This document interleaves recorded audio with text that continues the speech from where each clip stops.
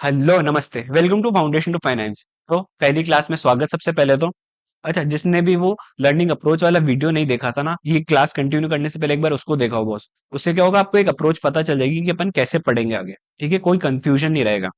ठीक है, एक बार मैं रिपीट कर देता हूँ। ये क्लास सिक्स्थ, सेवन्थ और एट्थ के लिए कॉमन है, जो अपनी पहली क्लास है। ठीक है, इसके बाद सेपरेट क्लासेस आएंगी। ओके, और अपन यूनिट 2 से स्टार्ट करें। यूनिट फर्स्ट मैं इसके बाद पढ़ाऊंगा। ठीक है, अपने यूनिट का नाम है इंट्रोडक्शन टू फाइनेंशियल लिटरेसी। इसमें अपन क्या क्या पढ़ेंगे? Evolution of trade and money, the concept of barter system, needs and wants. ठीक है, लर्निंग आउटकम्स अपन जब ये चैप्टर पूरा पढ़ लेंगे तब अपन डिस्कस कर लेंगे कि अपन ने ये लर्निंग आउटकम्स अचीव करे या नहीं करे। ठीक है, फर्स्ट टॉपिक आता है अपना अंडरस्टैंडिंग बेसिक फाइनेंशियल कंसेप्ट। अच्छा, ये चीज आपने घर पे भी सुनी होगी कि बेटा पैसों का अच्छे से यूज करो, पैसों को सेव करो, या फिर जाए पैसे बैंक में जमा कराया। ठीक है, या फालतू के एक्सपेंसेस करना बंद कर दे। ठीक है, तो हम ये सारे वर्ड्स की मीनिंग जानते ही हैं, लेकिन अपन उनको थोड़ा और डिटेल में पढ़ेंगे कि इनके एक्चुअल मीनिंग क्या है। और इन्हीं के मीनिंग में अपन कुछ ना कुछ नई टर्म्स जानते रहेंगे और उसके मीनिंग देखेंगे। ठीक है, तो पढ़ते हैं। पहला वर्ड है अपना money. Money is a recognised medium of exchange in the economy. इसका क्या मतलब हुआ? रिकॉग्नाइज मतलब जनरली एक्सेप्टेड। मतलब तुम लोग भी उसको एक्सेप्ट कर रहे हो, मैं भी उसको एक्सेप्ट कर रहा हूँ, वहां गवर्नमेंट भी इसको एक्सेप्ट कर रहा है, मार्केट भी इसको एक्सेप्ट कर रहा है। मतलब जैसे मान लो अपने नोट्स चलते हैं, ₹500 का नोट हो गया जो अपने जनरली एक्सेप्टेड है, सब लोग उसको एक्सेप्ट करते हैं। उसमें क्या होता है? गांधी जी बने होते हैं। ठीक है, अब मैंने क्या करा, मेरा एक खुद का नोट बना दिया जिसमें बना हुआ है SSG, 500 का ही नोट। SSG मतलब कौन हो गया? मैं। मेरी फोटो बनी हुई है, सर शेखू हुआ है। ठीक है, अब तुम ये नोट लेकर के मार्केट में जाओ, तो क्या तुमको लगता है वो लोग उसको एक्सेप्ट करेंगे? नहीं, तुमको भगा देंगे दुकान से। ठीक है, तो ये नोट क्या होगा? मेरे ड्रीम वर्ल्ड में चलेगा, खाली मैं एक्सेप्ट कर रहा हूँ। लेकिन ये नोट क्या होगा? जनरली एक्सेप्टेड, सब लोग यूज करेंगे। ठीक है, सब लोग एक्सेप्ट करेंगे। मीडियम ऑफ एक्सचेंज, इसका क्या मतलब हुआ? एक ऐसा इंस्ट्रूमेंट जो एक्सचेंज करने के काम आता है। हमको कुछ भी लाना है, जैसे मान लो तुमको नोटबुक लेकर आनी है। ठीक है, नोटबुक लेने गए तो तुमने क्या करा, ₹100 का नोट दिया और नोटबुक ले ली। तो इस नोट ने क्या काम करा? ₹100 के नोट ने एक मीडियम का काम करा। किसके लिए? एक्सचेंज करने के लिए। क्या एक्सचेंज कर रहे हो? नोटबुक एक्सचेंज कर रहे हो, और उसके बदले में आप नोट दे रहे हो, ₹100 का नोट दे रहे हो। ठीक है, इन द इकोनॉमी। अब इकोनॉमी क्या होता है? Economy is a place where all the economic activities happen. मतलब आप ये नोटबुक लेने गए, आपने उसको पैसे दिए और आपने नोटबुक ले ली, ये क्या हुई? Economic activity. मैं आपको पढ़ा रहा हूँ, आप लोगों से फीस ले रहा हूँ, ये क्या हुई? Economic activity. आप बाहर रेस्टोरेंट जाते हो, आप खाना खाते हो, वहां पे पैसे देते हो, ये क्या हुई? Economic activities. लेकिन अगर यही एक्टिविटीज मैं बिना पैसे के कर रहा हूँ, जैसे मान लो मेरी मम्मी आउट ऑफ लव मेरे लिए खाना बनाती है, मैं उनको पैसे नहीं दे रहा हूँ, तो ये क्या होगी? Non economic activity. मैं मेरे छोटे भाई को पढ़ा रहा हूँ। ठीक है, अब मैं उससे पैसे थोड़ी लूंगा, मैं तो उसको एज एज क्या बोलते हैं, रिलेशन है हमारा, आउट ऑफ लव उसको पढ़ा रहा हूँ, तो मैं उससे पैसे लूंगा नहीं लूंगा? तो वो क्या होगा? Non economic activity. ठीक है, तो इकोनॉमी क्या हो गई? जहां पर भी सारी इकोनॉमिक एक्टिविटीज हो रही है, वो एक इकोनॉमी हो गई। तो इंडिया, अपन बोलते हैं ना कि India is a 3 trillion economy. ठीक है, इंडिया को 3 ट्रिलियन इकोनॉमी बना रहे हैं मोदी जी। तो ये क्या हुआ? मतलब इंडिया एक ऐसी इकोनॉमी है जहां पे हम लोग $3 ट्रिलियन का बिजनेस करेंगे।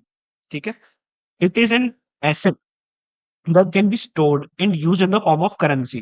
ठीक है, अभी एसेट क्या होता है? एसेट कोई भी वैल्यूएबल आइटम है जो आप लोग ओन करते हो। जैसे ये पेन मेरे लिए एक वैल्यूएबल आइटम है। ठीक है, मैं इसको ओन करता हूँ, तो ये मेरा एसेट हो गया। ये मेरे पास मेरा लैपटॉप है, मेरा कंप्यूटर है, मेरा घर है, मेरी गाड़ी है, इनको मैं ओन करता हूँ, मेरे नाम पर है ये सब।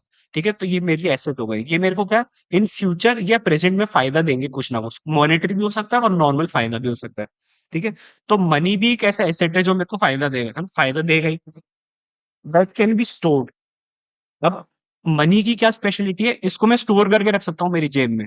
ठीक है, क्या मैं मेरे घर को स्टोर कर सकता हूँ? नहीं कर सकता। मेरी गाड़ी को स्टोर करके रख सकता हूँ? नहीं कर सकता। ठीक है, and used in the form of currency. Currency क्या होती है अपन देखते हैं, और एज वैल्यू। और एज वैल्यू का क्या मतलब हुआ? कि उसकी एक स्पेसिफिक वैल्यू है। जैसे ₹500 का नोट है, तो उसकी फिक्स वैल्यू कि हाँ, अब आपको इससे ₹500 का बेनिफिट मिलेगा। लेकिन जो मेरी गाड़ी है, कोई स्पेसिफिक बेनिफिट है कि नहीं, ये इतने का ही बेनिफिट देगी या इतने का देगी? तो ये मनी की थोड़ी सी खासियत है कि अपने को पता होता है कि उसकी फिक्स्ड वैल्यू है।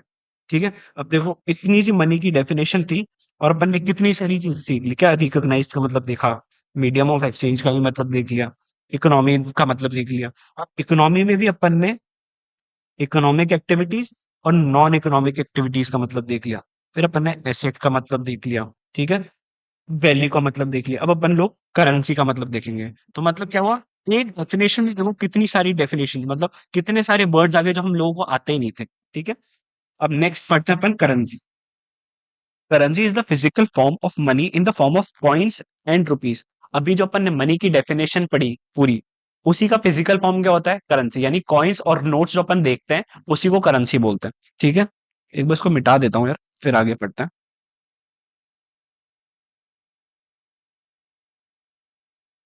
कॉइन्स एंड रुपीज, ठीक है? आगे, each country typically has its own currency as a medium of exchange issued by the central bank, ठीक है? हर कंट्री की अपनी अपनी करेंसी होती है। आपने देखा होगा अमेरिका की क्या हो गई? डॉलर्स हो गई, ठीक है? चाइना की क्या हो गई? येन हो गई, ठीक है? इंडिया की क्या हो गई? रुपीज हो गई। तो हर कंट्री की अपनी अपनी एक अलग करेंसीज होती है। Has its own currency as a medium of exchange, इसका मतलब अपन देख लिया। Issued by the central bank. अभी सेंट्रल बैंक क्या होता है? जैसे मान लो अपने जितने भी बैंक्स है ना, उसका एक दादा होता है। दादा मतलब एक मेन बैंक होता है, सॉरी हेड बैंक होता है। वो क्या होता है? Central bank. जैसे आप लोग देखते हो कि आपका स्कूल्स जो है सारे सीबीएसई से एफिलिएटेड है। अपन बोलते हैं ना कि this school is affiliated by CBSE. जितने भी कॉलेजेस होते हैं वो अपने अपनी स्टेट की यूनिवर्सिटी से एफिलिएटेड होते हैं। तो ऐसे जितने भी इंडिया में बैंक्स हैं, सारे के सारे किससे एफिलिएटेड है? सेंट्रल बैंक से। और अपना इंडिया का सेंट्रल बैंक क्या है? Reserve bank of India. In India, the government of India and Reserve Bank of India are the issuers of the currency that is Indian rupees। मतलब क्या हुआ? जितने भी बैंक्स है ना, सारे के सारे आरबीआई की परमिशन के थ्रू ही बनते हैं। अब आरबीआई क्या है? अपना सेंट्रल बैंक हो गया। कौन कंट्रोल करता है आरबीआई को? Government of India. तो आरबीआई के पास ही पावर है। जो भी अपन देखते हैं ना, 2000 का नोट है, 500 का नोट है, 10 का नोट है, जितने भी नोट्स है या कॉइन्स है, उसको इशू करने की पावर किसके पास है? आरबीआई के पास। और आरबीआई का गवर्नर कौन है अभी आज की डेट में? ये आपको पता होना चाहिए। ये मैं बताता हूँ। शक्तिकांत दास जी। शक्तिकांत दास। ये कौन है? अपने आरबीआई के गवर्नर। अच्छा, एक सीक्रेट बात और बता देता हूँ, इसमें नहीं दे रखी। जो अपने 1 रुपए के कॉइन्स होते हैं ना, वो आरबीआई नहीं बनाता। वो कौन बनाता है? Ministry of finance. ये क्या होता है? ये भी गवर्नमेंट के कंट्रोल में है, ठीक है? जैसे आरबीआई गवर्नमेंट, सॉरी, आरबीआई को गवर्नमेंट चलाता है, मिनिस्ट्री ऑफ फाइनेंस को भी गवर्नमेंट ही चलाती है। मिनिस्ट्री ऑफ फाइनेंस क्या करता है? 1 रुपए के कॉइन जो होता है उसकी पावर आरबीआई के पास नहीं, मिनिस्ट्री ऑफ फाइनेंस के पास है। अच्छा, यहाँ का हेड कौन है? जैसे आरबीआई का हेड कौन हो गया? गवर्नर। गवर्नर कौन था? शक्तिकांत दास। यहाँ का कौन हो गया? अपना फाइनेंस मिनिस्टर। देखा हुआ ना फाइनेंस मिनिस्टर? वो कौन है अपनी आज की डेट में? निर्मला सीतारमन जी। ये आपको पता होना चाहिए। एज अ फाइनेंस स्टूडेंट अपने को ये दोनों चीजें पता होनी चाहिए, ठीक है? निर्मला सीतारमन,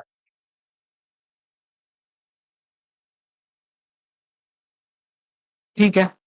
तो हर कंट्री के पास अपनी अपनी अलग करेंसी होती है, जिसको कौन बनाता है, इशू करता है? उसका सेंट्रल बैंक। अपना सेंट्रल बैंक कौन है? आरबीआई, ठीक है? नेक्स्ट है bank. A bank is a government authorised financial institution. का क्या मतलब हुआ? Government authorised. मैंने बताया कि आरबीआई ही अपने को ऑथराइजेशन देता है कि आप बैंक खोल सको। आज मैं या आप चाहो कि भाई हम बैंक खोल दे, तो हम ऐसे ही बैंक खोल देंगे क्या? नहीं। हमको गवर्नमेंट से परमिशन लेनी पड़ेगी। जो कौन देगा? आरबीआई के थ्रू देगा, ठीक है? जैसे मान लो आज मेरे को कोई जनरल स्टोर खोलना है, किराना स्टोर, तो उसके लिए मेरे को किसी की परमिशन की जरूरत है क्या? नहीं। मैं जाऊंगा, सामान लाऊंगा, अपना जनरल स्टोर खोल दूंगा, खुल गया। लेकिन मेरे को बैंक खोलना है, तो मेरे को गवर्नमेंट से परमिशन लेनी पड़ेगी, आरबीआई से परमिशन लेनी पड़ेगी, ठीक है? Government authorised financial institution. इसका क्या मतलब हुआ? भाई जैसे आपका स्कूल है, वो क्या है? Educational institution. वहां पे हम एजुकेशन देते लेते हैं, ठीक है? पैसे तो वो भी लेते हैं। पर फाइनेंशियल इंस्टीट्यूशन क्या हो गया? एक ऐसा इंस्टीट्यूशन जिसको गवर्नमेंट ने बोल रखा है कि हाँ आप लोगों से पैसे ले सकते हो, ठीक है? या आप उनको पैसे दे सकते हो। जैसे आपका स्कूल ये काम नहीं कर सकता कि आपने के स्कूल ने बोला कि लाओ, तुम्हारी जो भी सेविंग है ना, तुमने मंथ में जितना भी कमाया, लेट से तुमने 1 लाख रुपए कमाए, तो तुम्हारा स्कूल ऐसे नहीं बोल सकता कि लो 50,000 हमको दे दो, हम 1 साल बाद इसको डबल करके दे देंगे, या इस पे कुछ इंटरेस्ट के साथ तुम्हें वापस कर देंगे। ये चीजें स्कूल नहीं कर सकता। अगर स्कूल ने ये कर दिया या कोई भी दूसरे इंस्टीट्यूशन ने ऐसा कर दिया, तो उस पे पेनल्टी चार्ज हो जाएगी। तो ये कौन कर सकता है? सिर्फ फाइनेंशियल इंस्टीट्यूशन, जो लोगों से पैसे ले भी सकता है, लोगों को पैसे दे भी सकता है, ठीक है? Which act as a custodian of money deposited by account holders. Custodian का क्या मतलब होता है? वो आपके कस्टडियन, आपके पैसों का कस्टडियन बनेंगे, मतलब उनकी देखभाल करेंगे आपके बिहाफ पे। जैसे आपके पेरेंट्स हो गए, वो आपके कस्टडियन है, आपकी देखभाल करते हैं। तो बैंक क्या हो गया? आपके पैसों का custodian, deposited by account holders. अब हमको पैसे बैंक में जमा करने हैं तो हमको क्या करना पड़ेगा? बैंक में अकाउंट खोलना पड़ेगा, ठीक है। और हम क्या कहलाएंगे? Account holders. And uses the collected funds to extend loans to individuals and business by charging interest on the same। इसका क्या मतलब हुआ? लेट से मैं, आप, तीन चार लोग, हमने क्या करा? ने पैसे जमा करा दिए बैंक में। ये एक बैंक है, ठीक है। तो बैंक कैसे काम करते हैं ये बता रहे हैं, ठीक है। बैंक में क्या होता है? खूब सारे लोग आते हैं और अपने अपने पैसे जमा कराते रहते हैं। अब बैंक क्या करता है? उन्हीं पैसों को बाहर लोन दे देता है।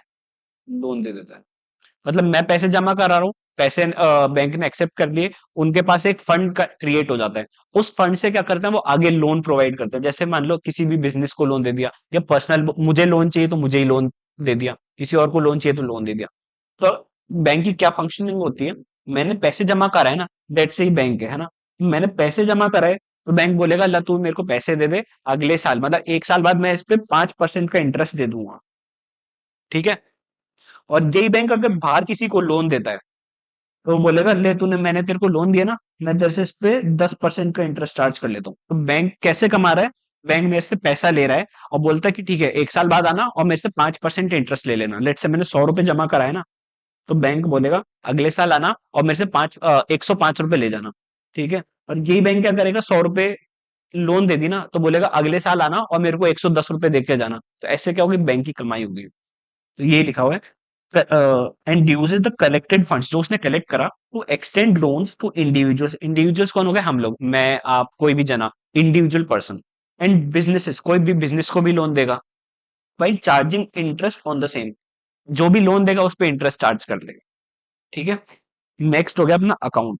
तो मैंने बताया था ना कि अपने को बैंक में क्या बोलते हैं, पैसे जमा करने हैं या पैसे विड्रॉ करने हैं तो हमको एक अकाउंट खोलना पड़ेगा। ये next word. An account is a repository of funds held by a bank on behalf of the account holder। इसका क्या मतलब हो? रिपोजिटरी मतलब एक तरीके से आपका वेयर हाउस हो गया। वेयर हाउस नहीं, एक ऐसी जगह जहां पे आप चीजें रख सकते हो सेफली, ठीक है। तो बैंक के पास एक ऐसी जगह है जहां पे वो आपके पैसों को सेफली रख देता है। Held by a bank on the behalf of account holders, ठीक है। An account can be of various kinds, ठीक है। अकाउंट्स भी काफी टाइप्स के होता है। ये अपन नेक्स्ट चैप्टर में आएगा, नेक्स्ट नहीं, नेक्स्ट टू नेक्स्ट में आएगा, ठीक है। तो मैं आपको स्पॉइलर नहीं देता। अपन देखेंगे कि कितने टाइप्स के अकाउंट्स होते हैं, अपने को जैसा जैसा यूज होता है अकॉर्डिंगली बैंक ने अपने को सर्विसेज प्रोवाइड किया कि आप इस तरीके के अकाउंट्स खोल लो, ठीक है। And is identified by unique account number issued to account holder. हर एक अकाउंट होल्डर को एक यूनिक नंबर दिया जाता है ताकि बैंक बाइफरकेट कर सके कि हाँ ये इसका अकाउंट है, इसमें इतने पैसे हैं, ये अंशुल का अकाउंट है इसमें इतने पैसे है, ये बिट्टू का अकाउंट है इसमें इतने पैसे है, ये शिवम का अकाउंट है इसमें इतने पैसे हैं, ठीक है। तो हर जने को एक यूनिक आइडेंटिफिकेशन नंबर दे दिया जाता है, ठीक है। सॉरी, यूनिक नंबर दे दिया जाता है। नेक्स्ट है अपना सेविंग, पर यहां से मिटा दूं,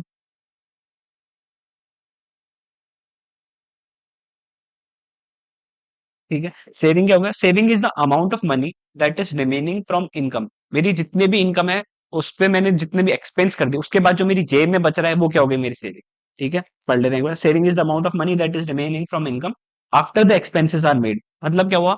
लेट से मेरी 10,000 रुपीज की इनकम है, ठीक है। अब मैंने 5,000 रुपीज फूड पे लगा दी एक मंथ में, ठीक है। 1,000 रुपीज के मैंने क्लोथ्स वगैरह खरीद लिए, 1,000 का मैंने रेंट वगैरह दे दी, और 2,000, सॉरी कितने हो गई, 3,000 बच गए, ये मेरे पास रखे हुए हैं। ये क्या हो गई? मेरी सेविंग्स हो गई, ठीक है। नेक्स्ट वर्ड है investment. An investment refers to an asset acquired with the objective of generating income और एप्रिसिएशन। इसका क्या मतलब हुआ? देखो, जो भी मेरी इनकम थी ना, अगर उसको मैंने जेब में रख लिया, मतलब उसका कुछ नहीं करा, तब तो क्या हो गई? वो मेरे लिए सेविंग हो गई, ठीक है। लेकिन मैंने क्या करा? जो भी इनकम मैंने कमाई थी ना, उससे मैंने कुछ एसेट खरीद लिया। एसेट क्या होता है? कोई भी वैल्यूएबल आइटम। अब मैंने क्या करा? लेट से मैंने एक प्लॉट खरीद लिया, लैंड खरीद लिया, ठीक है। प्लॉट मेरे को पड़ गया, लेट से 20 लाख रुपीज का प्लॉट पड़ गया, ठीक है। अब मैंने ये प्लॉट क्यों खरीदा? एक्चुअली क्या है, मैंने एक न्यूज सुनी थी कि इस एरिया के जो प्लॉट है ना, यहाँ पर अभी डेवलपमेंट हो रहा है, यहाँ पे स्कूल्स बन रहे हैं, यहाँ पे होटल्स बन रहे हैं, ठीक है, यहाँ का इंफ्रास्ट्रक्चर डेवलप हो रहा है। तो मेरे को लगा कि यार ये जो जगह है ना, इसमें 1 साल में इस प्लॉट की कीमत जो अभी 20 लाख रुपए है ना, ये 25 लाख हो जाएगी डेवलपमेंट के कारण ही। तो मेरे पास एक्स्ट्रा कैश पड़ा हुआ था, तो मैंने क्या करा, 20 लाख रुपए का ये प्लॉट ले लिया। तो मेरा इसमें मोटिव क्या है? एप्रिसिएशन। एप्रिसिएशन मतलब जो भी मेरा एसेट है ना, उसकी वैल्यू बढ़ जाएगी। मेरा मोटिव क्या था? एप्रिसिएशन। एक मोटिव क्या होता है? Generating income. मैंने क्या करा, ये प्लॉट ले लिया, ठीक है, या कोई मान लो घर ले लिया, घर, ठीक है, घर ले लिया, लेट से 20 लाख रुपए का घर ले लिया। अब मैंने क्या करा, ये घर को रेंट पे देना स्टार्ट कर दिया कि भाई आओ ये घर लो और मंथली रेंट पे ले लो। लेट से मैं 30,000 के मंथली रेंट पे इस घर को दे देता हूँ, तो इससे मेरी मंथली इनकम जनरेट हो गई। ठीक है, तो कोई भी ऐसा एसेट जो मैं इसलिए खरीदता हूँ ताकि या तो मैं उससे कोई ना कोई इनकम जनरेट कर लूं, या फिर एप्रिसिएशन कर लूं, यानी उसकी वैल्यू में ही बढ़त हो जाए। ठीक है, तो इन्वेस्टमेंट क्या क्या होता है? आपने देखा होगा गोल्ड में इन्वेस्ट कर दिया, ठीक है, आपने देखा होगा किसी कंपनी के शेयर्स में इन्वेस्ट कर दिया, ठीक है, प्लॉट में इन्वेस्ट कर दिया। अपन बोलते हैं ना, हम खुद पे भी इन्वेस्ट करो, मतलब क्या हुआ, आप खुद को टाइम दो, खुद पे इन्वेस्ट करो, आप अपने आप पे पैसा लगाओ कि आप इंप्रूव कर सको, आपकी अप्रिसिएशन हो सके, जो आपकी आज वैल्यू है उससे ज्यादा आपकी वैल्यू हो सके। तो अपन बोलते हैं खुद पे भी इन्वेस्ट करो, गोल्ड में इन्वेस्ट करो, यहाँ इन्वेस्ट करो, तो ये हो गया अपना इन्वेस्टमेंट। तो ये तो अपन ने पढ़ लिया 6th क्लास की बुक से। ठीक है, अब एक बार अपन देख लेते हैं 7th में कुछ एक्स्ट्रा है क्या, तो आपको क्या है, ये कंफ्यूजन भी दूर हो जाएगा कि यार कुछ छुड़वा तो नहीं रहा। तो 7th का देख लेते हैं। ये देखो 7th में भी सेम यही वर्ड्स है, मनी अपन ने पढ़ लिया, करेंसी पढ़ लिया, बैंक पढ़ लिया, अकाउंट पढ़ लिया। ठीक है, तो आप एक बार इसकी डेफिनेशन भी पढ़ लेना, सेम वही वर्ड्स हैं। ठीक है, तो 7th वाले बच्चों तुम सेटिस्फाइड हो गए इससे, है ना, कुछ छुड़वाया नहीं तुमको। अब अपन चलते हैं 8th क्लास वाली में। एक मिनट यार, क्लास 8, क्लास 8 में अपन ने बैंक तो पढ़ लिया, देखना सेम वही मीनिंग है। ठीक है, नेक्स्ट क्या है, अकाउंट भी अपन ने पढ़ लिया, वही मीनिंग है। अब ये नेक्स्ट है इनकम, ये अपन ने नहीं पढ़ा, इसको देख लेते हैं एक बार। ठीक है, income is money that an individual, sorry, income is money that an individual or business earns by providing a good service or the use of assets। इसका क्या मतलब हुआ, कोई भी इंडिविजुअल, यानी मैं, आप, तुम, अंशुल, बंटी, ये सब कमा रहे हैं, सॉरी, या कोई भी बिजनेस यानी रिलायंस, टाटा, बिरला, ये सब लोग कमा रहे हैं। कैसे कमा रहे हैं? By providing a good. Good क्या होता है? गुड मतलब कोई भी टेंजिबल आइटम्स जो मैं प्रोवाइड कर रहा हूँ। जैसे मान लो तुम स्टेशनरी पे गए, तुमने बुक्स खरीद ली, ये क्या हो गए? तुम्हारे लिए गुड्स हो गए। ठीक है, तुम जनरल स्टोर पे गए, वहां से तुमने चिप्स खरीद लिए, कोल्ड ड्रिंक खरीद ली, नोटबुक खरीद ली, ये क्या हो गए? गुड्स हो गए। ठीक है, सर्विस क्या होती है? जो भी अपन कोई स्किल से प्रोवाइड करते हैं, जैसे मान लो तुमने मेरे से पढ़ रहे हो, तो मैं क्या दे रहा हूँ तुमको? सर्विसेज दे रहा हूँ। किसकी? एजुकेशन की सर्विसेज दे रहा हूँ। तुम स्कूल में जाके पढ़ते हो, वहां पे क्या है? एजुकेशन सर्विस लेके आते हो। तुम डॉक्टर के पास जाते हो, वो तुम्हारा ट्रीटमेंट करता है, वो क्या तुम्हें सर्विस दे रहा है। लेकिन मान लो तुम यही कोई मेडिकल शॉप गए, वहां से तुम दवाई लेकर आ गए, तो उसने क्या दिए तुमको? गुड्स दिए। लेकिन तुम डॉक्टर के पास गए, तुमने ट्रीटमेंट लिया, वो क्या हो गई? सर्विसेज। ठीक है, और the use of assets, asset से भी जो इनकम जनरेट होती है वो भी अपनी इनकम हुई। जैसे मैंने बोला था ना, मैंने प्लॉट खरीद के रख लिए 5-10, ठीक है, या घर खरीद के रख ली, फ्लैट्स खरीद के रख लिए, 5-6 फ्लैट खरीद लिए, हर फ्लैट को मैं 30,000 पर मंथ में किराए पे देने लगे, रेंट पे देने लगे, तो वो भी मेरी इनकम हो गई। ठीक है, नेक्स्ट वर्ड है अपना loan. A loan is a sum of money that is offered as debt or advance, usually by a bank। इसका मैंने बताया था ना कि बैंक क्या करता है? आपसे पैसे कलेक्ट करता है, उसी पैसे को आगे लोन पे दे देता है। ठीक है, इसको क्या नाम से देता है? डेट देता है और एडवांस। ठीक है, यूजुअली बाय अ बैंक, ज्यादातर ये सर्विस बैंक ही देते हैं। टू एन इंडिविजुअल, मतलब मैं आपको, और कॉर्पोरेशन मतलब बिजनेसेस को भी देते हैं। फाइनेंशियल इंस्टीट्यूशन, बैंक दूसरे बैंक को भी लोन दे सकता है। लेट से एक बैंक के पास पैसे थोड़े कम पड़ गए, ठीक है, तो वो क्या करता है? दूसरे बैंक से लोन ले सकता है, या आरबीआई से भी लोन ले सकता है। और गवर्नमेंट, गवर्नमेंट को भी पैसे की जरूरत है ना, तो वो बैंक दे सकता है। ऐसा नहीं कि बैंक गवर्नमेंट को पैसे नहीं दे सकता, बैंक गवर्नमेंट को भी पैसे देता है on specific set of terms and charges in the form of interest. मतलब क्या होता है?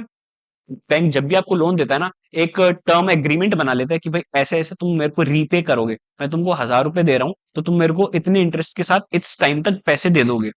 ठीक है, and charges in the form of interest, जो भी एक्स्ट्रा चार्ज करता है किसके फॉर्म में करता है? इंटरेस्ट के फॉर्म में करता है। ठीक है, तो 8th क्लास की भी बेसिक टर्म्स कंप्लीट हो गई, तो 8th क्लास भी सेटिस्फाइड। ठीक है, तो अपना 6th 7th 8th ये तीनों क्लास पूरी अब नेक्स्ट क्लासेस अपनी सेपरेट होंगी, है ना। एक बार ये क्लास मैंने कॉमन इसलिए ली ताकि भाई सेवेंथ क्लास में फिर ये सारे वर्ड्स छूट जाते, या एट्थ क्लास में ये सारे वर्ड्स ही नहीं थे, तो मैं नहीं चाहता था कि एट्थ क्लास वाले ये वर्ड्स को बिना पढ़े ही खाली वो 4 वर्ड्स पढ़ लें। ठीक है, इसलिए मैंने कॉमन क्लास रख ली। और कोई भी डाउट हो, कोई भी वर्ड समझ में नहीं आया हो, या किसी भी सेंटेंस में डाउट आ गया हो मेरे कि यार ये मैंने क्या बोल दिया अचानक से, तो मेरे को टेलीग्राम कर देने का। ठीक है, और बस चलो कोई भी डाउट हो तो पूछ लेने का। और नेक्स्ट क्लासेस अपनी थोड़ी सी छोटी होंगी, ये तो थोड़ी बड़ी क्लास हो गई क्योंकि एक कॉमन क्लास थी, मेरे को हर क्लास को गैदर करना था इसमें।